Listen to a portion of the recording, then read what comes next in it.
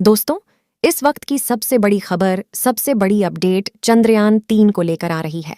दोस्तों, चांद के दक्षिणी ध्रुव पर सूर्योदय हुए काफी समय बीत चुका है और जहां पर हमारा विक्रम लैंडर अपने प्रज्ञान रोवर के साथ खड़ा है, वहां पर भी अब तेज धूप पड़ रही है। ऐसे में हर एक भारतीय के मन में यही सवाल है, क्या वह फिर से जाग कर अपना कार्य करने लगेगा? दोस्तों, इसरो ने एक बहुत बड़ा खुलासा कर दिया है, जिसे सुनकर दुनिया की सारी स्पेस एजेंसीज हैरान पड़ गई हैं। आखिर क्या है वह हैरान कर देने वाली खबर जिसे इसरो ने कहा है? जानेंगे इस वीडियो के माध्यम से, तो बने रहिए इस वीडियो के अंत तक। लेकिन उससे पहले, अगर आपने हमारे YouTube channel Ayush study centre को अब तक सब्सक्राइब नहीं किया है, तो सब्सक्राइब जरूर कर लें और इस वीडियो को एक लाइक जरूर करें ताकि हमारे इसरो के वैज्ञानिकों का मनोबल बढ़ सके। दोस्तों, चंद्रयान-3 पर इसरो ने बड़ी खुशखबरी दी है। जी हाँ, इसरो ने अभी बताया है कि चंद्रयान-3 को चंद्रमा की सतह पर भेजा गया था। वह तो अभी सही तरीके से काम नहीं कर रहा है, लेकिन एक बहुत बड़ी खुशखबरी है। जी हाँ, चंद्रयान-3 ने दी सबसे बड़ी खुशखबरी काम कर गया। ये खास पेलोड, झूम उठे वैज्ञानिक। चंद्रयान-3 की कामयाबी से चीन की छाती पर लौटे सांप चंद्रयान-3 की चांद की सतह पर लैंडिंग को ही बता दिया। झूठा दोस्तों, चांद पर चंद्रयान ने कुछ ऐसी गुड न्यूज़ सुनाई है कि इसरो की टीम झूम उठी है, क्योंकि इस खबर का इंतजार लंबे समय से हो रहा था। लेकिन यह खबर जैसे ही सामने आई है, उससे पहले ही चीन ने भारत के चंद्रायन को झूठा करार दे दिया है। उसकी लैंडिंग को ही पूरी तरह से झुठला दिया है। वहां के वैज्ञानिकों ने कुछ ऐसा कहा है कि दुनिया में हड़कंप मच गया है चांद पर अपना रोवर उतारने वाली चीन की। इस बात पर किसी को भी यकीन नहीं हो रहा है। लेकिन इसी बीच इसरो के वैज्ञानिकों ने कुछ ऐसी बात कही है कि आप भी बाग बाग हो जाएंगे। तो दोस्तों, सबसे पहले तो यही बात हम आपको बताने वाले हैं कि चंद्रयान-3 को लेकर क्या ताज़ा अपडेट है। उसके बाद हम आपको बताएंगे कि चीन को आखिर यह जलन क्यों मची है। दोस्तों, हम सभी को अपने देश भारत पर बहुत गर्व है, तो इसीलिए इसरो का मनोबल बढ़ाने के लिए कमेंट बॉक्स में जय हिंद जय इसरो ज़रूर लिख दीजिए। तो दोस्तों, यह तो आप जान ही रहे हैं, और रोवर को जगाने में पूरा का पूरा इसरो लगा हुआ था। लगातार सिग्नल भेजे जा रहे थे। 22 सितंबर को चंद्रमा की दक्षिणी ध्रुव पर सवेरा होने लग गया था और उसके बाद से ही इसरो को चंद्रयान-3 के सिग्नल का इंतजार था। हमारी अंतरिक्ष एजेंसी का कहना है कि सिग्नल भेजने का यह सिलसिला लगातार चल ही रहा था कि एक बड़ी गुड न्यूज़ सामने आई है, और वह यह है कि चंद्रयान-3 के साथ भेजे गए एक पेलोड ने बड़ा खेल कर दिया है। यह पेलोड चंद्रयान-3 के ऑर्बिट में लगा हुआ है, जो इस वक्त चंद्रमा के चारों ओर चक्कर लगा रहा है। जी हाँ, कहाँ जा रहा है? लंबे वक्त तक यह चंद्रमा और पृथ्वी से जुड़ी बड़ी बड़ी जानकारियां हमें भेजता रहेगा। दोस्तों, चंद्रमा के ऑर्बिटर में लगा पेलोड काफी डाटा इसरो को भेज भी चुका है और अभी लंबे वक्त तक चलने वाला है। इसकी जानकारी के आधार पर ही इसरो एक्सोप्लैनेट के बारे में गिनती करने वाला है। एक्सोप्लैनेट्स वह प्लैनेट्स होते हैं जो कि हमारे सौरमंडल का हिस्सा नहीं होते हैं, लेकिन वह सूरज की तरह ही दूसरे किसी तारे का चक्कर लगा रहे होते हैं। वह किसी गैलेक्सी के भी हो सकते हैं। इस मामले में इसरो के चीफ एस सोमनाथ ने कहा है कि इसे तभी ऑपरेट किया जा सकता है जब इसकी विजिबिलिटी बहुत ज़्यादा अच्छी होती है। ये जो भी डाटा भेज रहा है वह रिसर्च की लिहाज से बेहद इम्पॉर्टेंट है। अच्छी बात यह है कि अलग अलग टाइम के अंदर इन डेटाज में कोई बदलाव देखने को नहीं मिला है। इन डेटाज को एनालाइज करने या पता करने में कई महीनों का वक्त भी लग सकता है। इसरो का कहना है कि ऑन ऑर्बिटर का पहला टारगेट लैंडर विक्रम को ले जाकर सॉफ्ट लैंडिंग करना था। इसमें वह 100% कामयाब रहा, लेकिन हालांकि इसका पूरा फायदा उठाने के लिए इसरो ने इसमें पेलोड भी लगाया हुआ था।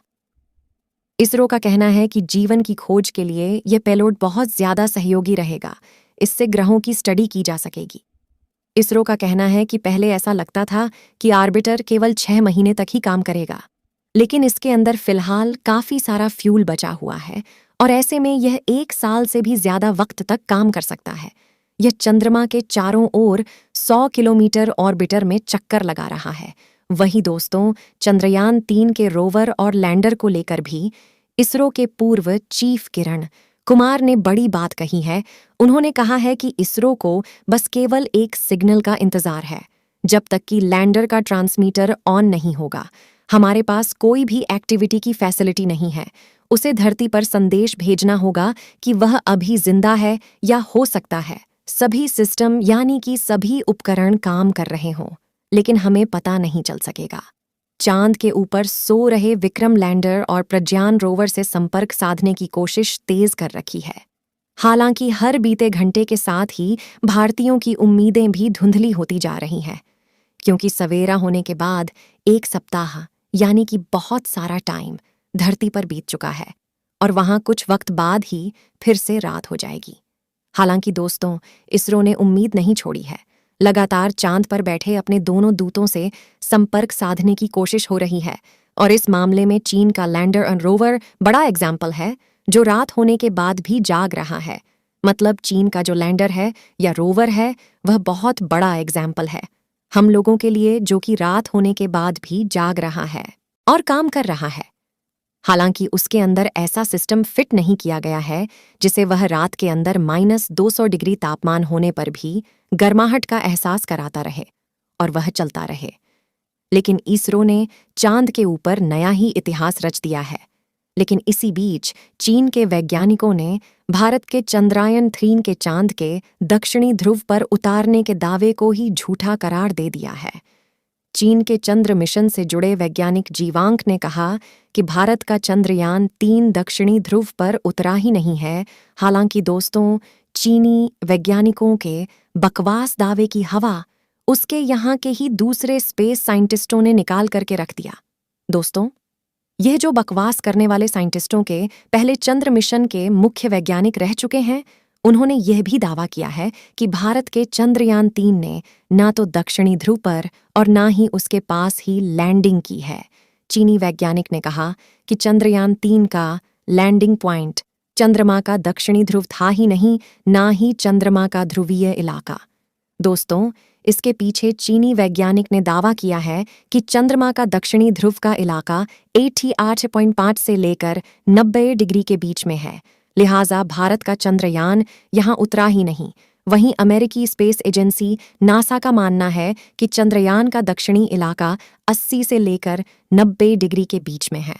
मतलब दोस्तों, चीनी वैज्ञानिकों के दावे से जलन की बू आ रही है, क्योंकि अब तक दुनिया के किसी भी वैज्ञानिकों ने भारत के दक्षिणी ध्रुव के पास सफलतापूर्वक उतारने के दावे का खंडन नहीं किया है। इतना ही नहीं, नासा और यूरोपीय स्पेस एजेंसी के वैज्ञानिकों ने कहा और इसरो की जमकर की तारीफ की है। भारत ने पहले ही दिन से साफ कर दिया था कि विक्रम लैंडर 70 डिग्री अक्षांश पर उतरने वाला है।